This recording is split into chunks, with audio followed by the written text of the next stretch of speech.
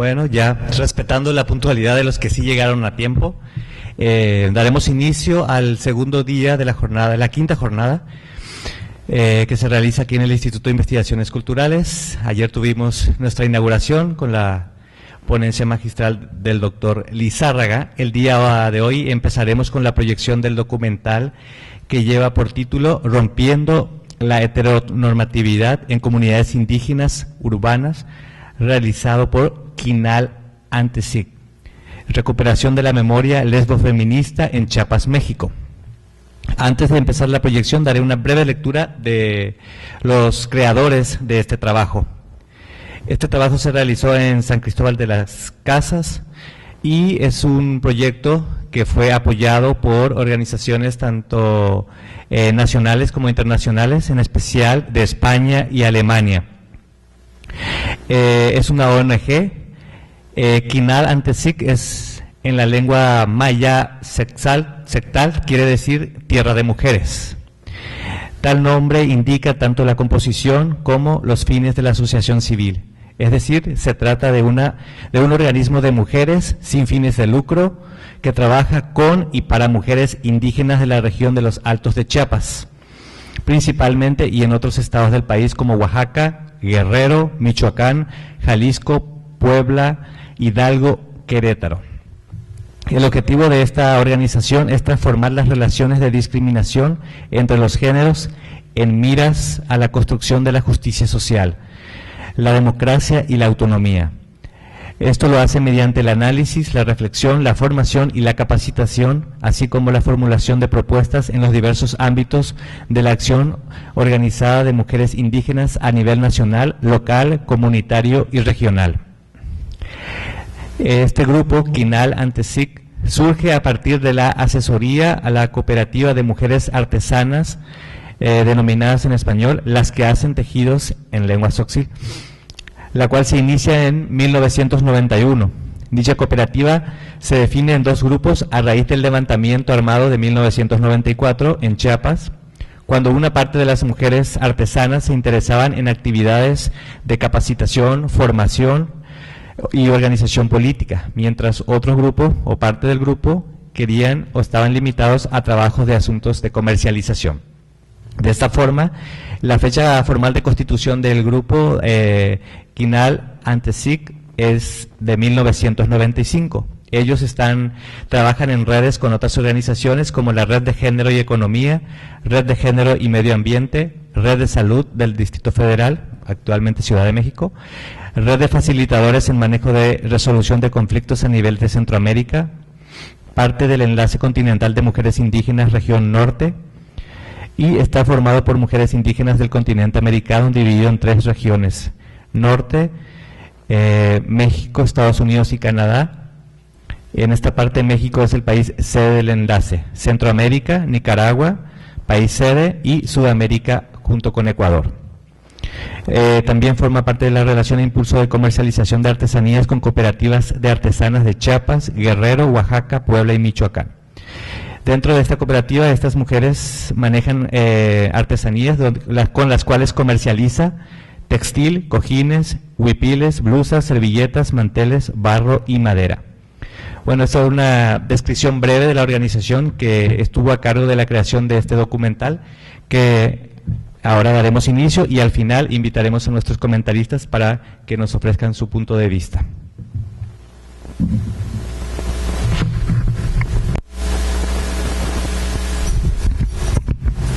Muy bien, esta fue la proyección del documental del grupo Quinal Antesic, titulado Esas, Ellas, Nosotras. Para ver también, ayer tuvimos una contextualización histórica del movimiento y del activismo en México. Esta vez estamos viendo un caso específico, en este caso la región de Chiapas, que han hecho, en este caso, las mujeres feministas en esta localidad del país. Entonces, una vez proyectado el documental, vamos a tener la participación y los comentarios de 2 invitados. A continuación me permito leer una breve semblanza de nuestros comentaristas. La maestra Sara Amelia Espinosa Islas mejor conocida como Sara Islas. Es maestra en estudios de la mujer por la Universidad Autónoma Metropolitana Xochimilco.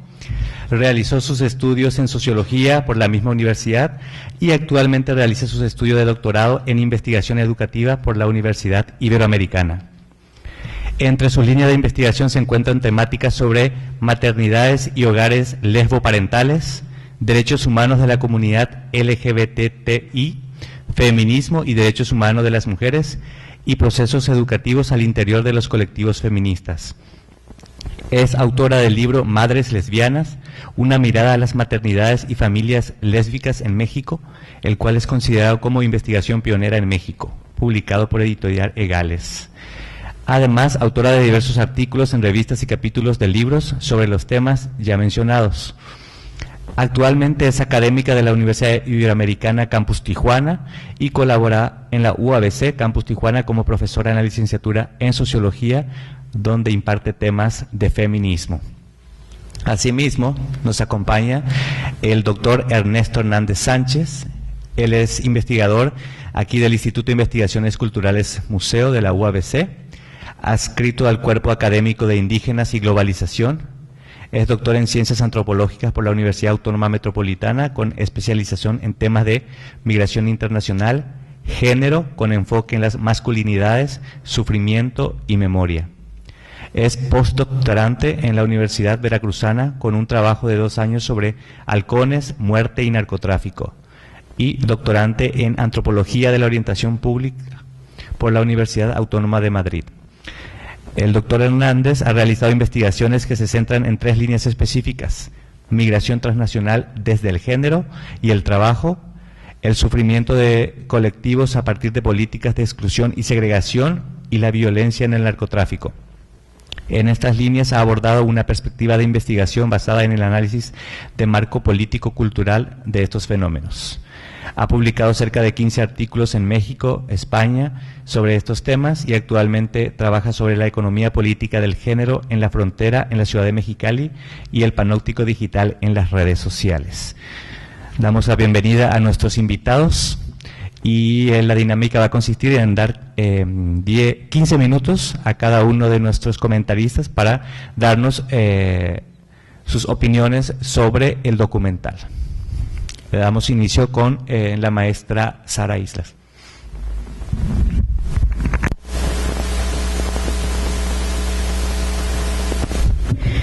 Bueno, pues en primera me encantaría mandar una felicitación a las realizadoras del documental. Creo que pocas veces tenemos oportunidad de saber de la presencia de las lesbianas en lugares que no sean la Ciudad de México, que creo que ahí es donde se ha exagerado la documentación del movimiento. Me parece muy importante por la labor comunitaria que resaltan ellas. Ellas dan esta constancia muy contundente. Nosotras como lesbianas hemos estado en los movimientos sociales, hemos hecho una lucha transversal, sí ha sido cierto para muchos colectivos lésbicos eso. Creo que algo muy importante para mí que resaltaría sería la presencia muy marcada en ellas de colonial, incluso desde antes que esto estuviera tan de moda como ahorita. Ellas ya traen esa marcada línea desde los 80s. Yo lo comentaba hace rato con Calo, ¿no? Creo que ellas incluso lo omiten ahí. Hay una fuerte presencia de ellas en las comunidades eclesiales de base, a mi punto de vista. Un poquito por cómo sé que se manejan allá las situaciones en Chiapas. Sí veo que tienen un vínculo muy fuerte con el movimiento zapatista, con el movimiento de las mujeres indígenas, que eso es ahorita un factor importantísimo, porque son las indígenas las que realmente nos están enseñando a hacer feminismo a las feministas. Es una postura nueva, es una postura muy novedosa, en la que también las feministas hemos tenido que reconocer de, sí, efectivamente nosotros no habíamos incluido esa parte, estamos aprendiendo la multiculturalidad a través de las compañeras indígenas, sí lo hemos trabajado, pero no desde la perspectiva de ellas. Creo que eso es algo muy valioso de este documental. Y otra para mí es la presencia de estas mujeres en el sur del país, en una frontera donde parecería que por una estigmatización diríamos, es que las mujeres indígenas o los compañeros indígenas no fácilmente aceptarían la cuestión de la homosexualidad. Bueno, las propias compañeras indígenas hablan del asunto del, bueno, yo sabía que ella es lesbiana, punto. Eso es algo muy importante, porque de pronto pareciera que solo las que somos las ciudades grandes, por así decirlo, nos sentimos a la vanguardia de pronto en estos temas. Y de pronto lo que descubrimos es que estamos más en pañales que cualquier otra cosa. Un comentario que hacía la compañera Gabriela, sí, ¿verdad? La alemana, Gaby. Ella decía, no, es que, por ejemplo, este caso de si se hubieran llevado una chica en Alemania, hubiera sido mucho más difícil que la naturalidad con la que se ve en Chiapas. Lo mismo ocurre aquí, si nosotros pensamos en Baja California, un estado altamente industrializado, un estado lleno de maquila, con una economía solvente, un estado que promete a la migración, ven, porque aquí todo está como bastante factible.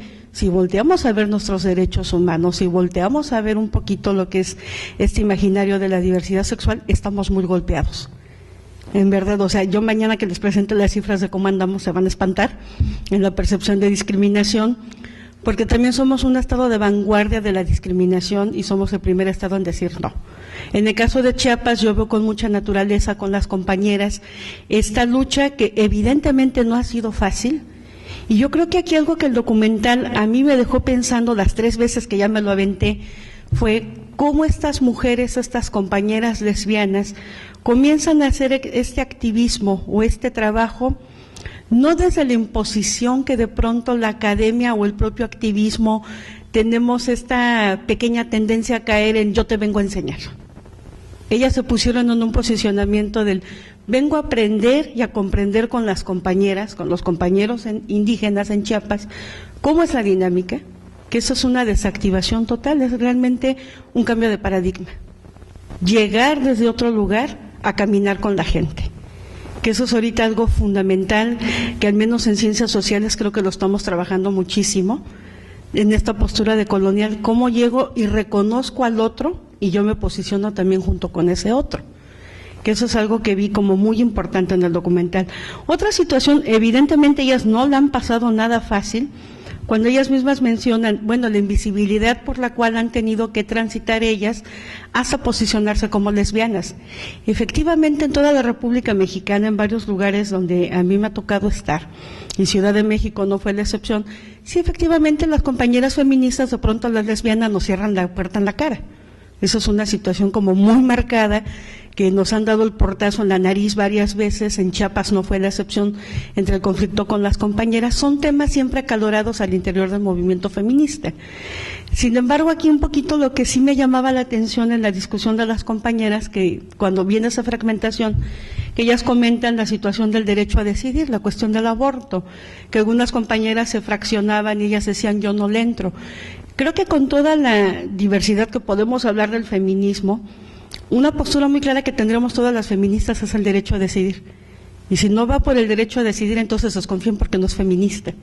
Ahí es un poquito lo que yo pensaba con el documental. Entonces, ¿qué tan feministas o no feministas eran las otras compañeras que les brincó mucho la presencia de las lesbianas? Otro aspecto importantísimo que las compañeras dejan de manifiesto, y que eso ha sido algo como muy latente en el movimiento lésbico, la solidaridad de las lesbianas con los temas que tiene que ver la violencia y el cuerpo. Sí, efectivamente, las lesbianas siempre hemos estado ahí solidarias. Alguna de mis alumnas que le mostré el documental en la UABC en Sociología me preguntaba, bueno, ¿y tú como lesbiana por qué tendrías que estar a favor del aborto? Yo le decía, bueno, pues por el simple hecho de que tengo útero. Y si no lo tuviera también estaría a favor del aborto, porque es una cuestión de estar a favor de la libertad del cuerpo y del derecho a decidir. Eso es independiente del útero. Pero ellas se sorprenden de por qué ustedes, las lesbianas, les es importante este tema. Un poquito como el cuestionamiento que se le hacía a las compañeras. Otra situación para mí también muy importante es cómo trabajan con las compañeras desde el ámbito desde el ámbito productivo. Todo esto que está ahorita tan de boga, tan de moda, tan que lo vemos desde la justicia social, la economía solidaria, cómo es algo que ha venido desde los propios grupos, desde las propias mujeres, desde los propios hombres en otras regiones, y que de pronto nosotros lo adoptamos como si fuera la vanguardia o lo más panacea del mundo, lo más hipster del mundo, cuando son prácticas ancestrales que deberíamos aprender a retomar, que esas son de las situaciones que también me llamaron la atención. Otra cuestión que yo pensaba cuando veía el documental, un poco la rudeza también de las compañeras cuando le reclaman al obispo de San Cristóbal de las Casas, a don Samuel, ¿cuál es tu posicionamiento con el aborto? Pues evidentemente don Samuel nunca se los iba a decir. Y creo que tampoco tenía por qué decírselos. O sea, honestamente tampoco vamos a estarnos metiendo a la iglesia a decirle, dame tu posicionamiento en torno a este tema, porque creo que tampoco nos interesa. O sea, es aquí un asunto como de la laicidad, es un asunto como del cuerpo. Efectivamente la iglesia golpea, ahí es donde nosotros reaccionamos ante estos discursos, pero yo nunca esperaría que el Papa, por ejemplo, me dijera, sí, hijita, toma, ven, te doy el derecho a que abortes y te perdono, como lo hizo recientemente, ¿no? Entonces, más bien, señor, usted saque sus rosarios de aquí, que no nos interesa dialogar con usted esto, más bien no obstaculice. Un poquito sí se me hizo rudo esa imagen o ese fragmento, porque yo recuerdo a don Samuel como un obispo que efectivamente nunca se metió con el tema, pero tampoco lo golpeó. Evidentemente él nunca iba a dar una posición a favor o en contra. Él tiene una estructura que se le iba a impedir, pero tampoco golpeaba, al igual que le hacen otros obispos, como por ejemplo don Raúl Vera, que nunca queda como en un claro oscuro, de pronto lo dice, de pronto no, pero pues jamás tendrían por qué decirlo. Eso no es asunto que les atañe a ellos, ¿no? Otro aspecto muy importante para mí del documental es la memoria histórica, cómo se va entretejiendo o rescatando la historia de estos colectivos lésbicos. Porque algo muy importante que las propias compañeras mencionan y que es contundente es lo que no se nombra no existe y todo lo personal es político y lo político es un asunto personal.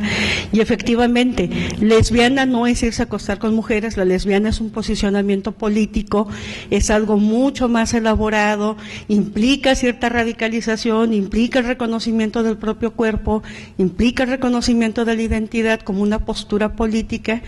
Y eso pues Javier lo sabe mucho mejor que yo, porque él ha sido parte del movimiento pionero, la importancia de nombrarse, la importancia de ser visibles, y un poquito siempre aquí es el por qué la gente o por qué insistimos en ser tan visibles ciertas personas ante ciertas comunidades o sectores. Más bien la pregunta sería ¿por qué no?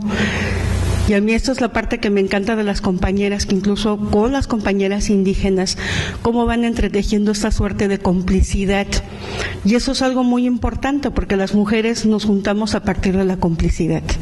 Algo que yo he descubierto a través del trabajo comunitario, que es de las 50,000 cosas que tengo que hacer en la Ibero, es la solidaridad entre las mujeres a partir de los procesos comunitarios. E incluso algo que el documental a mí me deja muy en claro, a mí que me encantó estarme fijando en los procesos educativos, es justo cómo estas mujeres hacen procesos educativos con las compañeras indígenas, pero de ida y vuelta. Ellas aprenden, le dan herramientas a las compañeras indígenas se las brindan a ellas, agarrando esta sensación de todo es un proceso educativo y la educación se genera en cualquier espacio. Incluso hay otras formas de educación más valiosas a veces que las institucionales, que eso es un tanto lo que el documental me hizo como estarle pensando. Incluso, como un poco menciona Mercedes Ruiz, en los procesos sociales es donde se afianza la otra educación. Y un poquito lo que yo veo en ellas, aunque tampoco lo mencionan, como parte del proceso educativo es la presencia del zapatismo. Buena parte del discurso que yo escucho de las compañeras que están constantemente aquí en el documental hablando es la presencia zapatista. Eso también nos permite como hablar o preguntarnos qué tan impactante o qué tan fuerte ha sido el movimiento zapatista, la escuelita zapatista recientemente, qué tanto tenemos que seguir aprendiendo a estos movimientos, que es algo para mí fundamental. Yo de momento le dejaría aquí para seguir dialogando con ustedes y por aquí.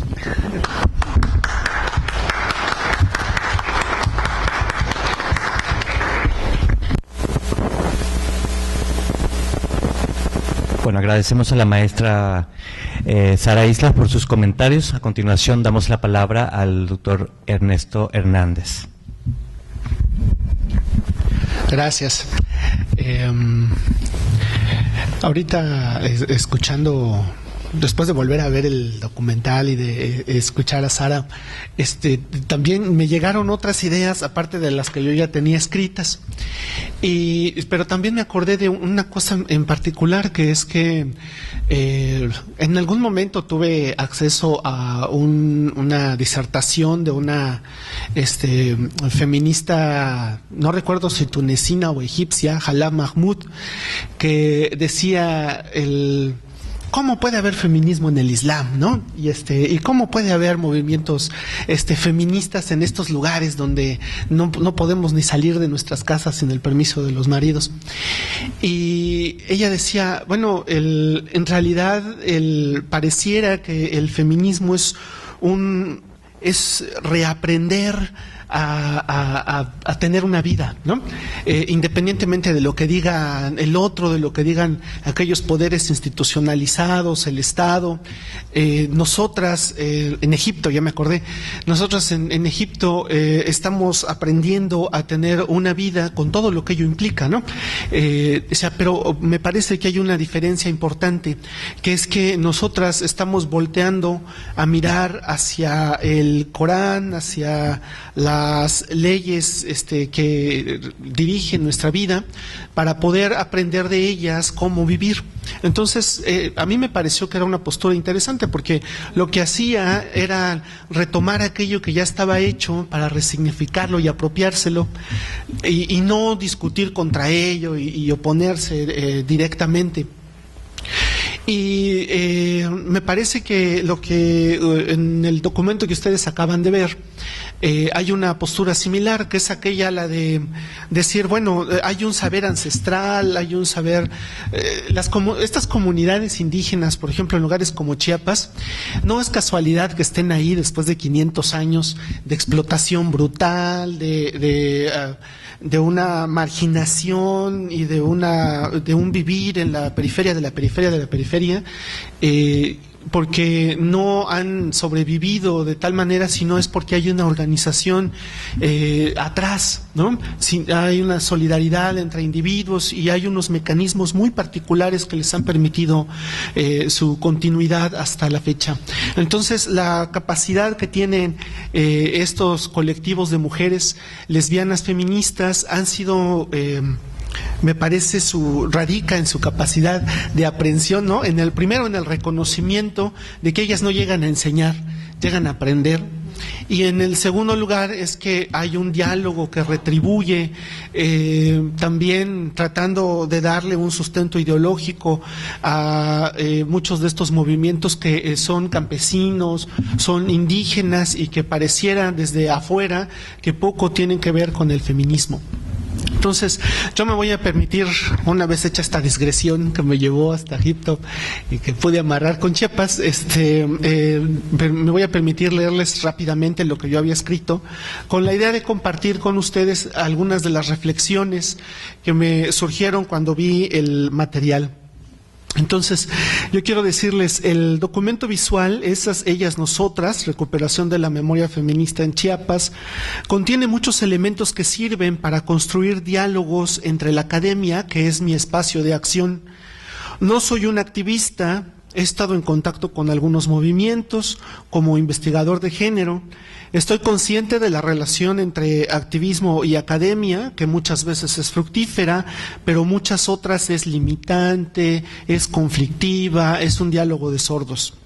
Lo que quiero hacer ahora es mostrar algunas ideas que me sugirieron el documental, proponer algo que he estado tratando de hacer en este espacio y en otros donde he tenido la oportunidad de hablar, algo que yo llamo diálogos vinculantes del género, como una herramienta epistemológica.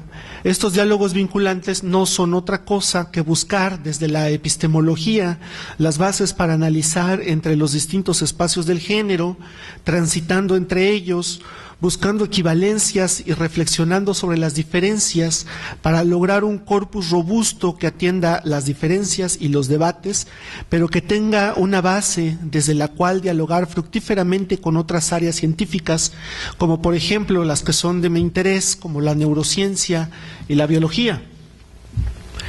Quiero comentar este trabajo desde dos puntos. El primero es desde la historia y la memoria como puntales de los movimientos sociales.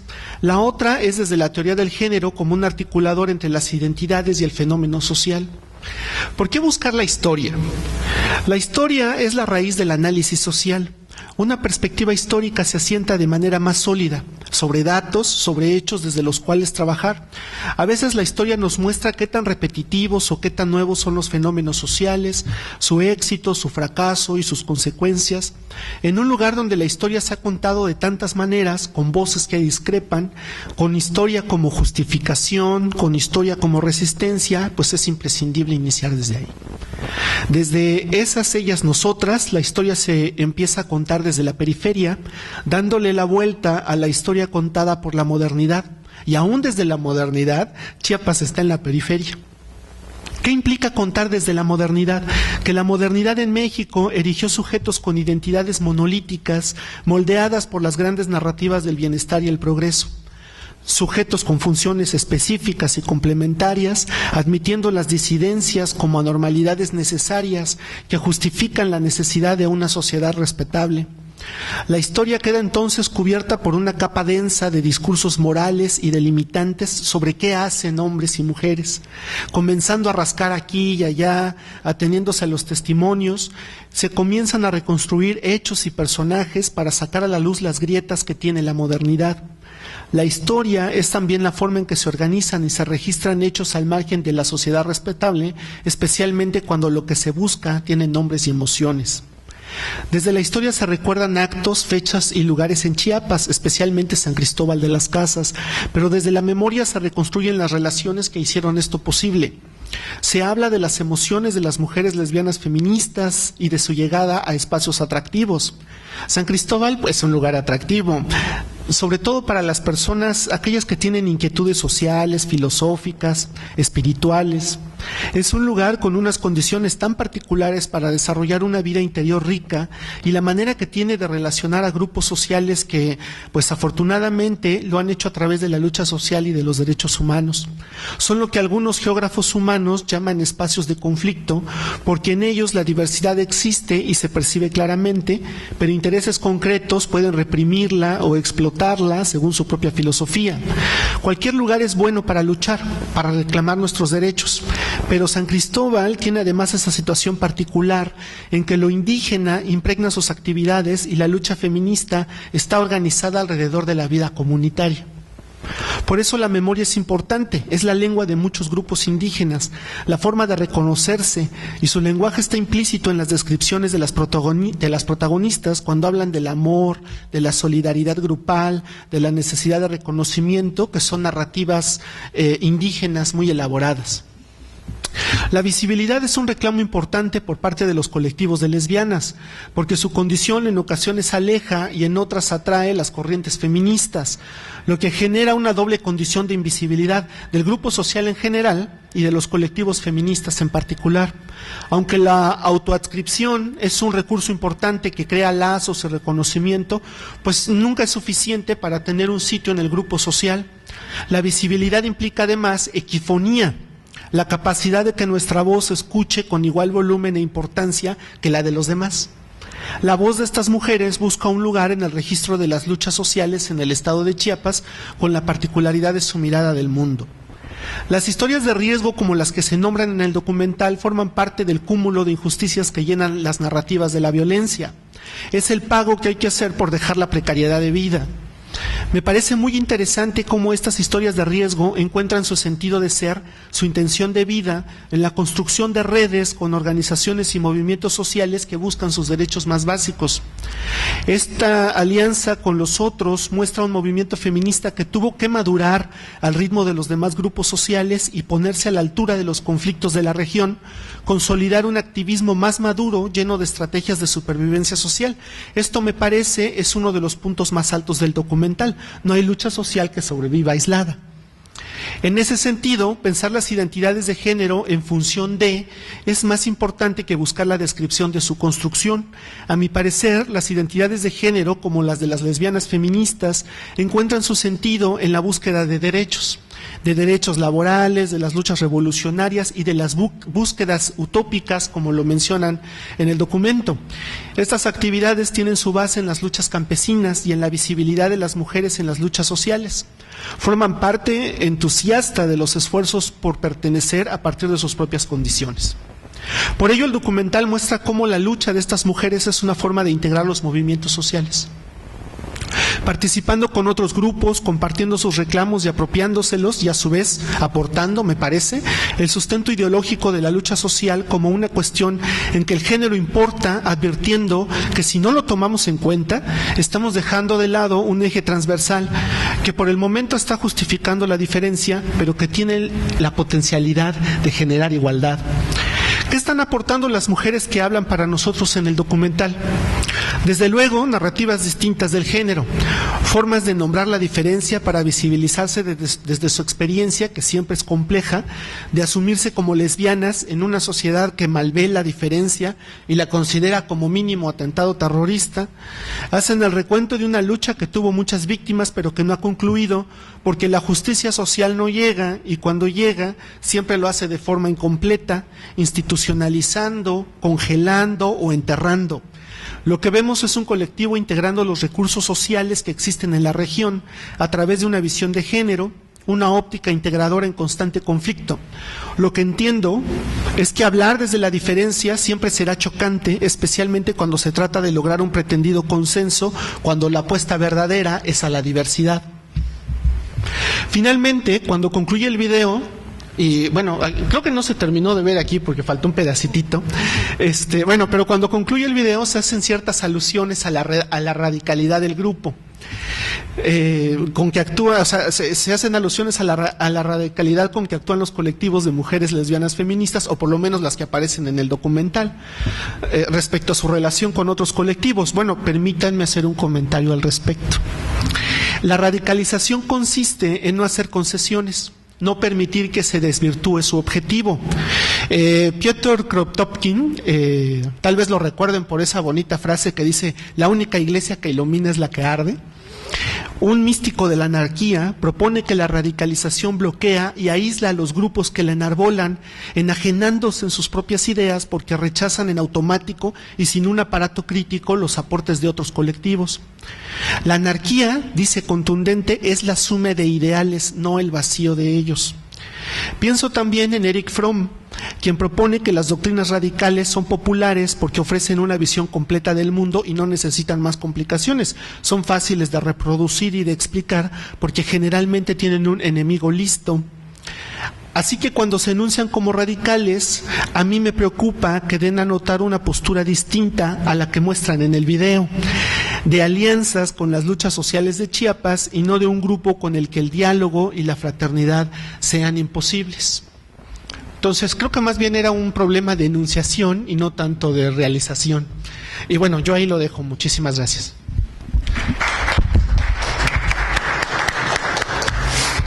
Agradecemos a la maestra Sara y el doctor Ernesto por sus comentarios al documental que hemos proyectado.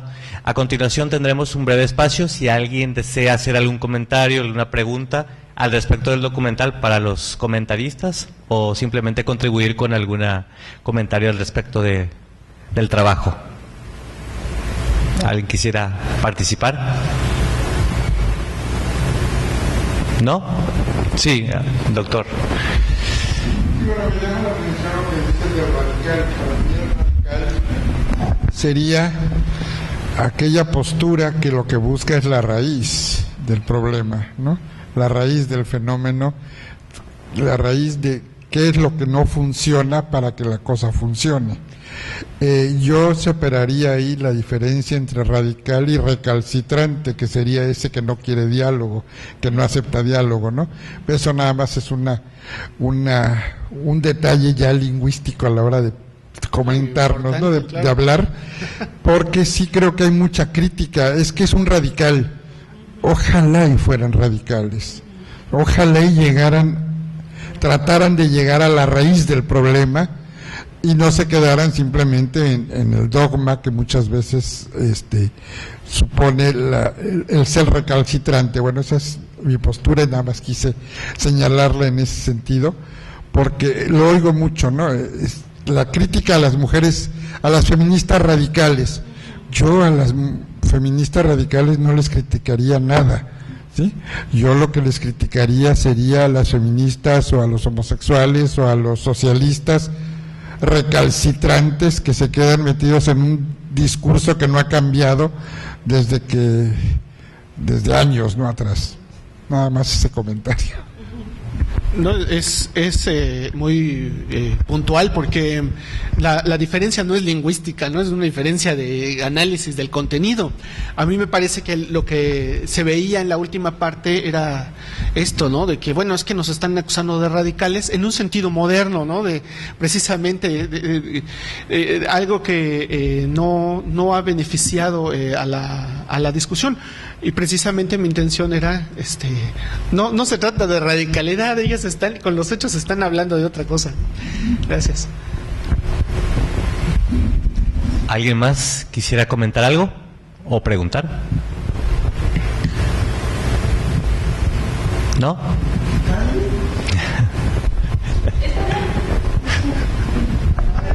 Sí. Mujeres al poder. Algunas necesitamos un empujoncito. Gracias. En verdad sí, fíjense que últimamente he estado involucrándome en estas áreas. Es algo que me he involucrado en mi vida en algún tiempo y que necesitamos urgente en Baja California, ¿no? Tomando el estado. Yo estoy en una institución pública de salud, escucho a los académicos y a veces y escucho a los investigadores y a nuestros compañeros activistas, ¿no? Y entonces, en toda esta bulla, es importante tomar posturas, ser tú mismo. Yo creo que es yo rescato de ambos, del documental del día de ayer, lo que nos comentabas y que te agradezco muchísimo, por cierto, es, primero hay que reconocerte, ¿no? Reconócete. Y reconócete como mujer, eso es lo que nos dicen en el documental, ¿no? Como un ser humano, como una persona que vives en esta comunidad y que esta es tu tierra y que tienes tu derecho a la vida, tu derecho a tus libertades, etcétera.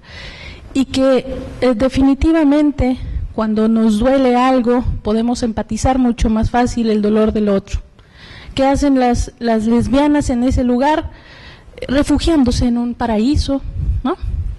Refugiándose en un paraíso en donde empiezan a encontrar un dolor diverso o distinto del que tienen, pero dolor, ¿no? Un dolor que también les duele, o un dolor distinto, pero que también se expresa, un síntoma tal vez similar de un malestar o de un padecimiento distinto. Entonces yo creo que es importante que coincidamos todas estas áreas y pues todos los que estamos, estas gotas que podemos ir derramando un poco más, como yo creo, yo me llevo esta parte a la institución. Yo creo que hay que acercar mucho más a la academia, allá en las universidades, quizá empezar como puntos de encuentro. Me quedo con sus datos, ¿no? Yo creo que es importante empezar a generar esto, más que como movimientos sociales que puedan intentar hacer brillar, como decía, de una manera muy radical esa iglesia cuando se quema, que me parece radical el comentario en la paradoja de la propia intención. Yo creo que empezar a hacer arder a través de nuestras voces y empezar a unirnos, quizá que podría ser una de las buenas tareas que nos dejan lo que nos comenta ayer: exprésate, reconócete y identifica el dolor del otro. Aquí en Baja California hay mucha violencia hacia la mujer, mucha, ¿no? Pues muchas gracias.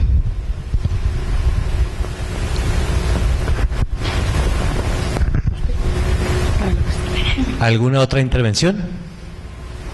¿Comentarios?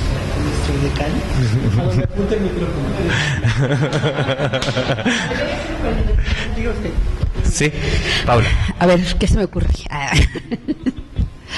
Ahora sí que, como dice Rosario, juntando lo de ayer con lo de ahora y todo lo que pasa, ¿no?, en las realidades. Me llama a mí la atención la cuestión de lo colectivo. Yo soy de la Sierra de Oaxaca y crecí aquí en Baja California, pero yo creo que esas son como las grandes diferencias que yo veo, ¿no? Entre la movilización que puede haber en los lugares del centro sur del país a lo que pasa aquí, en Mexicali. No, porque a lo mejor en Tijuana hay un poquito más de movimiento que en Mexicali, pero el otro año estuve en esta jornada y pues me impacta ver vacío. O sea, me impacta que a la gente, ayer decía algo de las redes sociales, cuánta gente puso, ¿no?, el dedito de que asistiremos, y había como 700, ¿no? Uh-huh. Bueno, si va el 10% ya le hicimos, dije yo, ¿no? Y nada, entonces como, pues esa parte me queda asombrada. Fui igual a la marcha de las mujeres, la que se hizo hace poquito, y hubo un momento en que dije, ay, ¿para qué voy a ir? Vamos a ir las de siempre, ¿no? No va a haber nadie más, ¿no? Pero igual dije, no, es que no me puedo quedar aquí. Esa es la única parte que queda de colectividad, y entonces voy a la marcha porque ya me siento ahí como en unión con otras mujeres y con otras personas y eso. Pero creo que esa es como la cuestión que, ya no sé si es pregunta, yo creo que es más bien como esto de no sé si es el reflejo de que la academia estábamos como bien lejos de la realidad. O sea, no sé qué es lo que pasa, no sé si la gente podría decir, bueno, es que a lo mejor no hay muchos homosexuales y lesbianas aquí en Mexicali, o no les interesa. Hay que hacer una investigación de eso. No, sí conozco mucha gente y ni una está aquí. No, entonces, no sé, esos comentarios haría. Gracias, Pablo. ¿Puedo agregarle algo? Sí. Fíjate que lo que comentas es fundamental, pero yo te diría más bien cómo nos acercamos de pronto a los colectivos. Yo he trabajado aquí mucho en Mexicali con promotoras comunitarias. Te puedo decir que hay varias. Hay un programa que ahorita ya cerró, tuvimos en Ibero por varios años, unos 16 años aproximadamente, y trabajábamos con promotoras comunitarias. Aquí tuvimos como 5 generaciones de promotoras. Y te estoy hablando que la última generación tuvimos cerca de 80. O sea, para ser promotoras era multitud. De pronto más bien es cómo la academia nos acercamos, porque si de pronto lo hacemos desde nuestro ámbito académico, de yo te vengo a enseñar, como un poquito les decía hace rato, no funciona. Funciona cuando caminas con la comunidad, funciona cuando conoces a la comunidad, vas a la mano con ella, y lo primero es aprender a escuchar y saber qué quiere la comunidad, que esa es un poquito la experiencia que yo he traído con las mujeres. O sea, cuando yo voy señora Ibero, pues me mandan por un tubo, ¿verdad? Cuando ya voy con ellas con un proyecto, cuando ya voy con ellas a aprender, y desde dónde lo hacemos, no necesariamente, mi experiencia que yo te comparto, no llego primero como feminista, sí, no, porque yo nunca me quito mi feminismo, pero yo primero llego con ellas a partir del desarrollo comunitario, de qué necesitan para la comunidad, qué pretenden con la comunidad, cómo hablas con una líder de comunidad, y a partir de ahí, de las necesidades sentidas, ya después tú ya llevas los procesos poco a poco con ellas. Y con la comunidad LGBT pasa exactamente lo mismo. Primero reconocernos, escucharnos entre nosotros. Aquí la problemática es que de pronto somos tan poquitos y nos peleamos, ¿no? Como bien decía hace rato Javier, de pronto todos andamos ahí peleadísimos. Más bien como aprender a hacer esas cohesiones. Bueno, gracias. Bueno, yo no puedo hablar de mi experiencia en Baja California porque tengo 3 meses aquí, pero fíjate que una de mis líneas de investigación es el sufrimiento. Y yo estuve trabajando un tiempo trabajando el suicidio, y trabajé con hombres que lo intentaron. Y bueno, el sufrimiento masculino y la desechabilidad masculina y esta clase de cosas son un tema que se ha tratado poco, se ha tratado de manera a veces muy ligera, pero por ejemplo, rápidamente, de cada 10 personas que se suicidan, 8 son hombres. ¿no? Y hay razones muy concretas por las cuales es una cuestión de género el suicidio. La cuestión es que cuando hablas con personas que lo intentaron, te das cuenta que hay una falta de compasión social hacia el individuo que intenta suicidarse. Pasa para hombres y para mujeres, ¿no? No voy a hacer una diferencia ahí.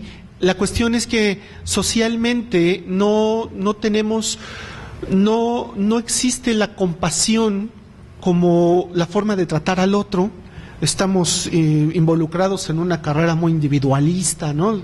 Tratando de hacer las cosas mejores y todo esta narrativa muy posmoderna.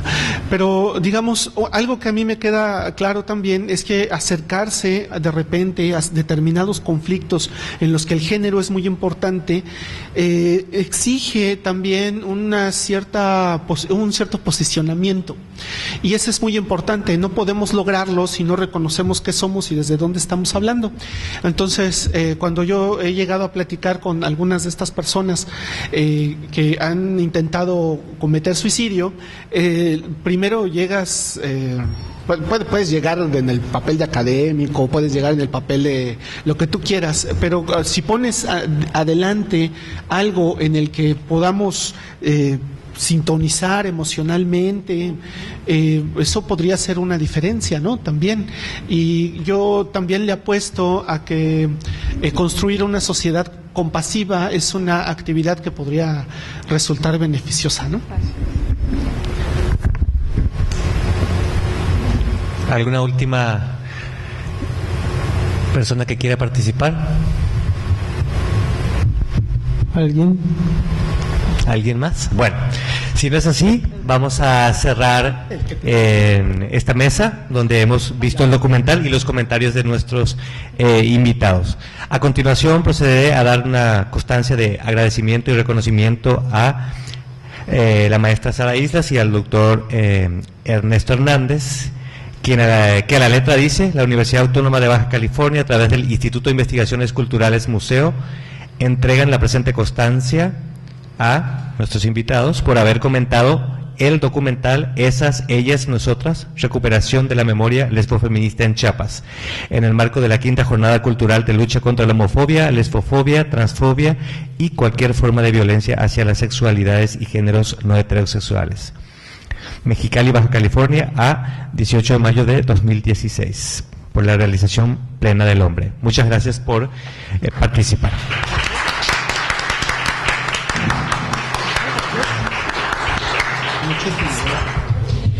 A continuación daremos un espacio de 5 minutos para tomar agua, ver la exposición y mientras preparamos la mesa que sigue. Gracias.